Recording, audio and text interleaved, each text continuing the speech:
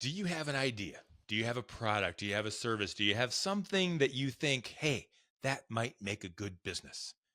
A lot of people will say yes to that question. Most people will say, yeah, maybe not. I don't think so. It probably won't work. Who's going to buy it? You got to take the first step and you got to put it on a shelf somewhere. Let's do that. Let's start.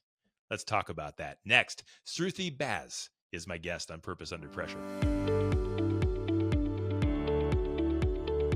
Well, the heat is on. Let's get cooking. This is Purpose Under Pressure. It's a podcast about people like you and me, regular business folk, regular leaders of organizations. We have families, we have jobs, we have responsibilities. And, we wake up in the morning, we swing our feet out of bed, we put them on the floor, and you know what happens? That pressure comes up. Something tries to stop us, something gets in our way. And whether we allow it to stop us or not is what this show is all about. How do we overcome that pressure? We do it with purpose, and that's what we're going to talk about here on Purpose Under Pressure. If you do like the show, if you've heard it before, if you've watched it, thank you for coming back. I do appreciate it. Don't forget to give us a like or a follow or subscribe. Tell a friend. Go ahead and do that. Hit a button somewhere on your screen there and let other people know that this show's worth watching. It really helps whenever you're looking at a podcast. Should I listen? Should I watch? If you get a couple of reviews or ratings or thumbs up, you're easier to try it. And we want people to try this show out. I think it makes a difference in their lives. At least that's what we're trying to do. And so we do appreciate your help in doing that. Purpose Under Pressure is brought to you by my good friends at Sandler by the Ruby Group. They have been partners of this program since we began 7 seasons ago, as we are in season 8 now. They are amazing, and they help organizations train their salespeople. They help salespeople become better at their craft, not just to close more, not to do tricks and triggers and gimmicks and closes and all that kind of stuff. They teach you to do it right. They teach you to help people solve problems. Isn't that what sales is all about? How can I help you solve a problem? If I can't, I'll walk away. If I can, let's do this right. So they really do help you become a sales professional. They are in Akron, they're in Columbus, they're in Jacksonville, Florida. They're also in Capital Region, New York, brand new affiliate up there at Capital Region, New York. So if you are a business looking to do things better, I don't care what it is. If you're trying to get better as a business, especially in sales and revenue, check out the Ruby Group at Sandler, the Ruby Group at Sandler.com. I think that's right. I'll put the email there on the bottom in case I got confused. So thank you to them for sponsoring the show. My guest today, let me set this up a little bit. One of the fun things I like about doing my show is that I get to meet people. I get to talk to people I know. I also get to meet people I've never known before. And I ran across my guest recently. We did a podcast with Lena from Uncle Crunch, and Sruthi was kind of looking around on the LinkedIn saying, what's going on here, and checking out some of our stuff. And I was like, what's she all about? And so, you know how it works in LinkedIn networking. And so I reached out to Sruti Baz, and she is doing some amazing things. She's the co-founder of Moumas, which is a meal kit business to help make Indian lentils at home. So that's unique and interesting. We're going to dive into that. She's also a senior strategy consultant at Sangfra Strategy. She's a adjunct professor in applied social sciences at Case Western Reserve University. Sruthi, you've got a lot going on, and all of the words that describe you are really big and hard to pronounce. Yes. all of those things are tough. So it was difficult for me to get it out. But welcome, Sruthi Baz, to the show.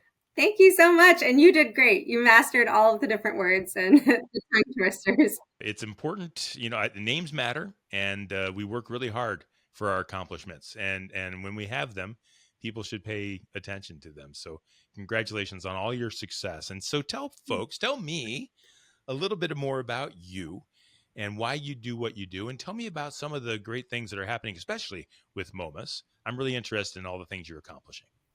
Awesome. Yes, I'm happy to. Thank you first for having me. I really appreciate it.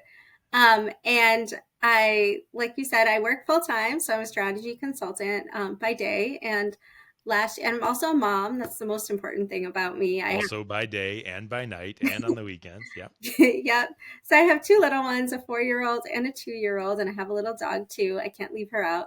And last year, amidst the busy times in the kitchen, trying to come up with creative, healthy meals for my kids. My family is Indian by background, and my husband's family is not. So one way that I really wanted to connect my children to my culture teaching language is really hard in an interracial couple and as we don't speak the same language at home outside of English. So food became even more important, that my kids eat Indian food. They're exposed to it. They are exposed to our culture, and food is just a really easier way to do that on a day to day. So I started becoming more and more intentional about feeding them nutritious, healthy food that was also Indian as much as possible. And Indian lentils was a staple that I grew up eating almost every day. In India, we call it dal. And so, I started cooking it more intentionally with kids, but it was always just something I ate, all the time. And Mhm. if a friend was pregnant or sick or something, I would just bring over a pot of dal. It's very nourishing, it's very good for you. And I kind of got known in my circles as like, if Sruti brings food, it's going to be lentils, it's going to be Indian lentils. And in order to make it for my children really fast after those busy work days, I started like creating kits myself as I would like prep the night before. I'd make the spice blend and measure things out so that, after work, I could just pull it together really quickly. And just making that transition to cooking it in one pot and prepping it. And then my friends kind of just mentioning, like, I could never make this myself. Can you make me some lentils? Like, I'm Mhm. not feeling good. All of those things kind of collided into the creation of Moumas. So I put it together in a kit. I sent it to some friends with a Google survey that was anonymous and just said, what do you think? Can we productize this? Is this real? And got great feedback. We've just been kind of building the plane while we were flying it ever since. I love that, building the plane while we're flying it. There has to be a missing step in there somewhere. Did you have an idea that you wanted to do the business while you were kind of crafting this better way of being a more efficient friend and a more efficient mom and getting things done? Or did all of a sudden, somewhere along the line, it triggered to you, this could be a business? I have always wanted to start a business, so I like have 5 or 6 different URLs that didn't really go anywhere, like Don't we website all? domains and stuff. And so when I kind of clicked with the idea, actually there is a missing piece. You're right. Yeah. Um, One day my kids were at my in-laws all day for, I think I had to work late or something.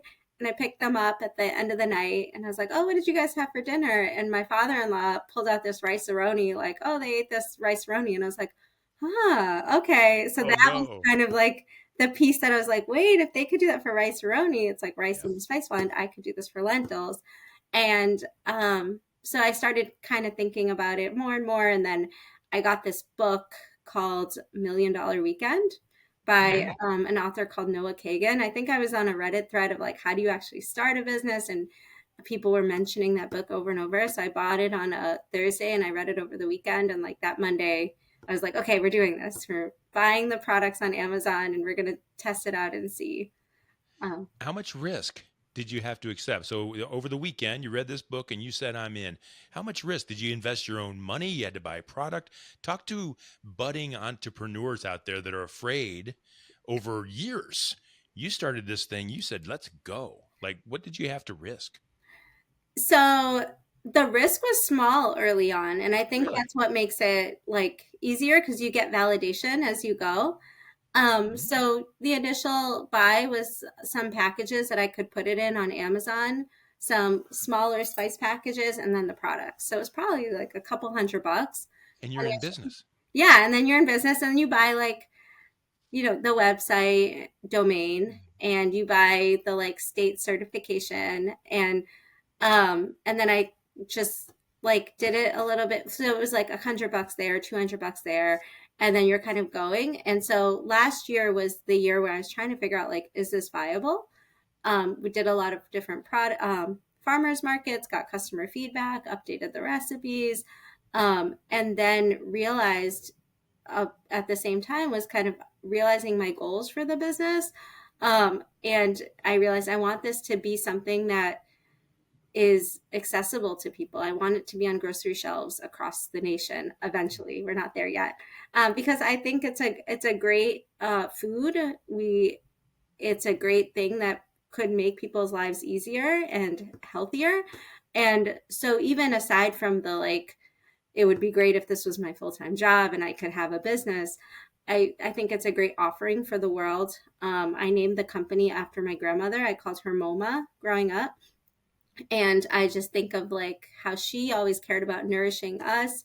She cared about so many different things. And those are the business values that really show up in how I try to operate the business. But the risk was incremental. It was a little bit here and there. And once I realized that I want this to be something that could sit on grocery shelves and people could access and have Indian lentils, regardless of your background, regardless of your cooking skills, that's when and we got the product viability and the customer feedback. That's when we put in more money. That was a lot riskier and a lot bigger of an investment. We invested in working with a design firm on our packaging. We Mhm. worked with somebody on our website because I tried to build the website myself and it was Yep. horrible. So I was like, okay, The way it goes. we have to pay for this. Business owners should not make websites. That's right. Yeah, I put in a genuine effort and it was Yeah, bad. yeah, so, yeah. so after it wasn't all at once, it was as the product got refined and as my commitment got deeper. How many stores are you in now? We are currently in a few local stores in Cleveland, and then Okay. Fairfax Market is the larger grocery store. And we're slated to be in more grocery stores this fall. I can't quite say yet, but Right. It's we'll be part of the announcing process. that. Yeah, we'll be announcing that in the next month. So I'm really interested, and I think budding entrepreneurs listening will be interested too. At what point can you call it a business? So you over the weekend, let's go with that story. Over the weekend, you invested a few $100s, and all of a sudden, you were putting out a product in a package for sale on Amazon. No one actually bought it yet until they did. Are you in business from day one, or do you have to reach a certain level to be in business? You mentioned you've expended your investment and now you're kind of trying to go national, all these things. Is it any different, or are you always in business? What's the mindset? That's a great question. And I think that previous me would have thought, like, unless you're on grocery shelves or unless you have consistent sales or something, you're not in business. Hmm. But It's not true, is it? yeah, it's not true. And I think that we give so much grace to our peers more than ourselves. And I've joined this business community. I've done a couple of accelerators at this point because Cleveland is very supportive. It's an amazing place and has just a very supportive entrepreneurial ecosystem.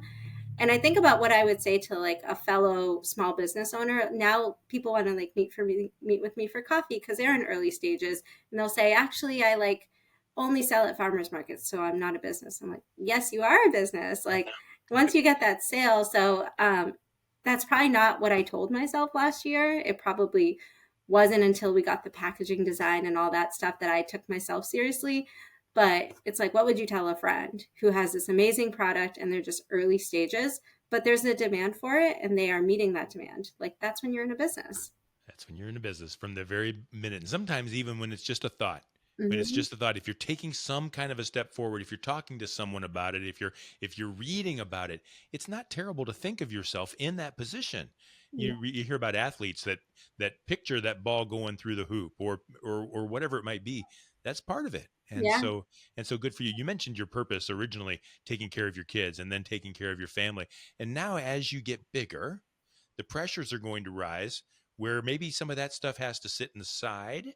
And maybe now we're talking about, someday stock prices and shareholders and all those kinds of things.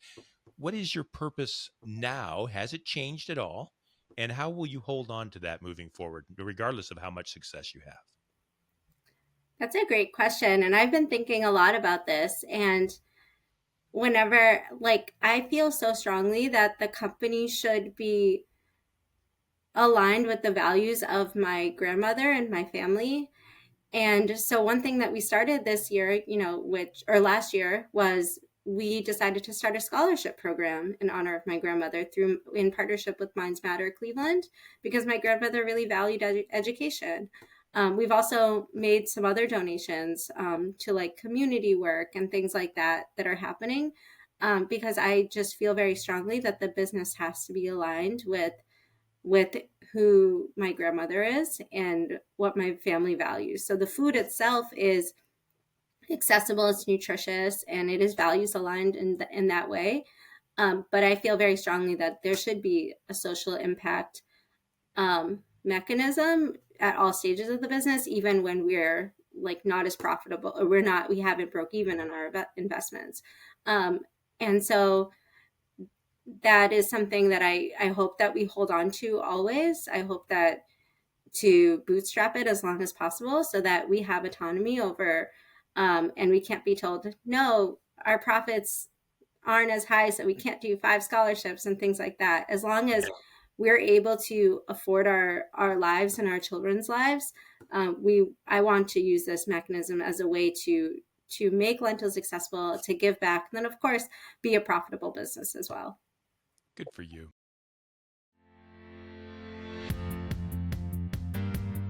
Everyone in the organization needs to know how to sell. Sales is the strength of any company. Whether or not you're in marketing, operations, or even finance, everyone has a strong shared accountability towards driving top-line revenue. Whether or not you're client-facing or talking over the phone, you're able to build a stronger level of rapport with the clients. Everyone in the organization shares that responsibility to know how to sell.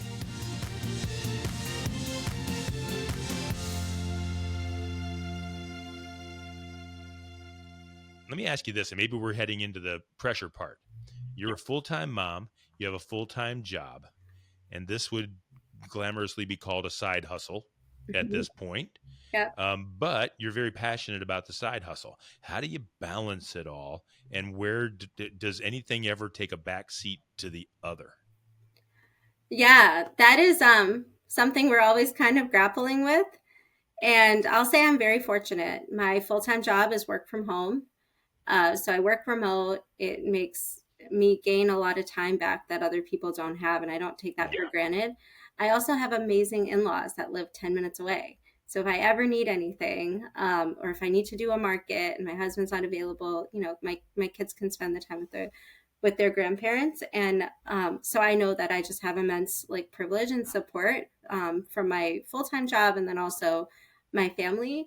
But even given that, there are some times where my kids, feel like I'm doing too many markets. Those Saturday mornings are gone. And actually, we decided to reel it in because what's most important is our kids, especially while they're young. So, we've turned down some things that would have been brought in the cash flow that we need to pay for the website or things like that. But that's also a place of privilege that we have because we have full-time jobs. And we've been able to do things a lot more on our terms than other people. And I've also made a conscious decision that, if the growth of this is a little bit slower paced, I'm okay with that. Because I don't want to miss out on my children's childhood and things like that. So there have been some times where I've like taken it too far and I haven't been as balanced. And then I kind of come back to the center and realize what's most important. Good for you. Have you always been that way, pretty much balanced with family? The reason I ask that, the younger generation, I'm an old guy, if you can't tell. The younger generation seems to feel like they get it. Like they understand what's important. And I'm wondering if that's just something that you kind of grew up with, or if it's something, COVID came along and changed a lot of things for a lot of people, mindsets and things. Is that a new philosophy that you have, or is it just something that's kind of been born into you? Yeah, that's a good question. I don't know. I feel like It's different. my mom So to probably. let you know, when I was younger, it was just, hey, how can you serve the man? How do you make as much money for the man as possible? The 80s, right? Everybody was getting rich, and that's all anybody cared about. And then as people started caring about the social end of things and giving back, I was always like, that's just marketing. That's my generation. Like, no one, that's not real. Yes, it Yeah. is. Yeah. Yes, it is. And you're living proof, and others like you are living proof. And I'm just wondering where it comes from. Well, I am a sociology major and I studied social work. So my master's and where I teach now, sometimes I teach like 1 to 2 courses a year at MSAS, is at the social work school. And I have to say that that's been That'll do it. ingrained in me from my mom. Like volunteering and giving back was something that we did when we were young. And my parents came to the US, they were immigrants, they did not have a lot. And they still always gave back, whether it was food or time, eventually money.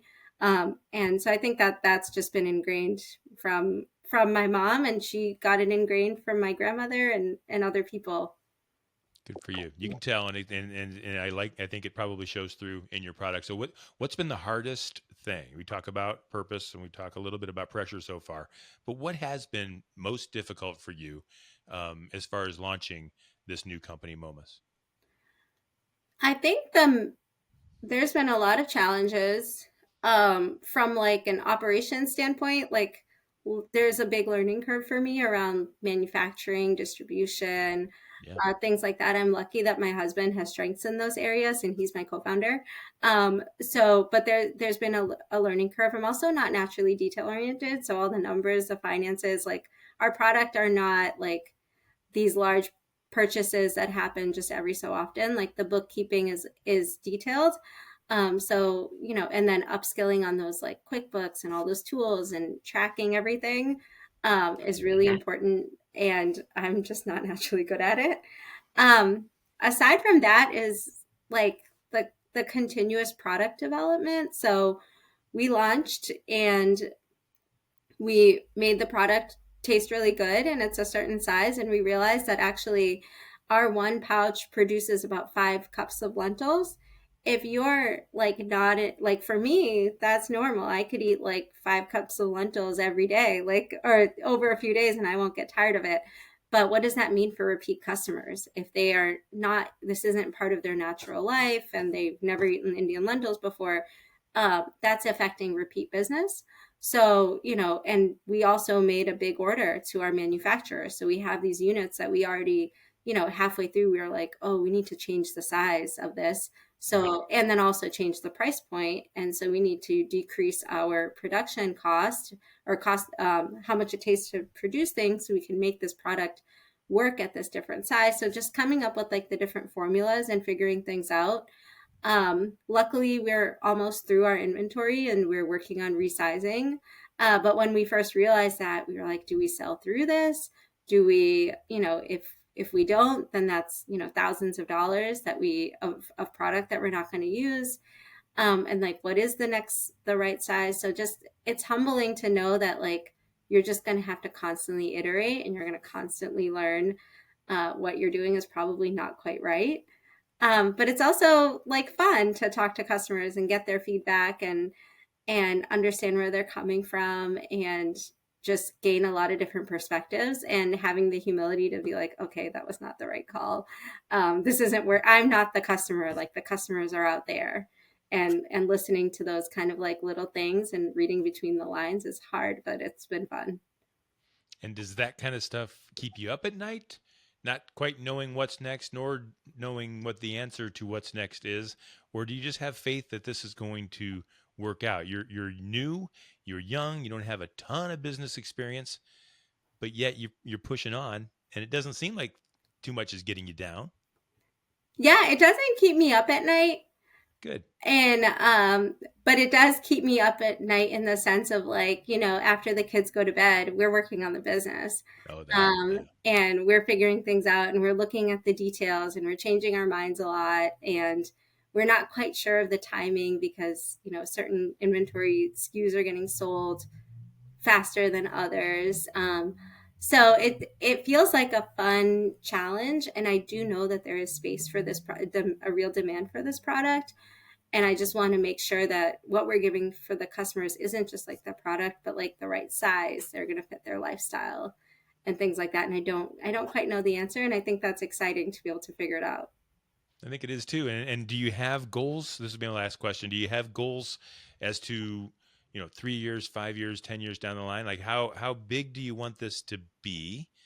And what are the major hurdles that you think you're going to have to overcome that you know are coming to accomplish some of those goals?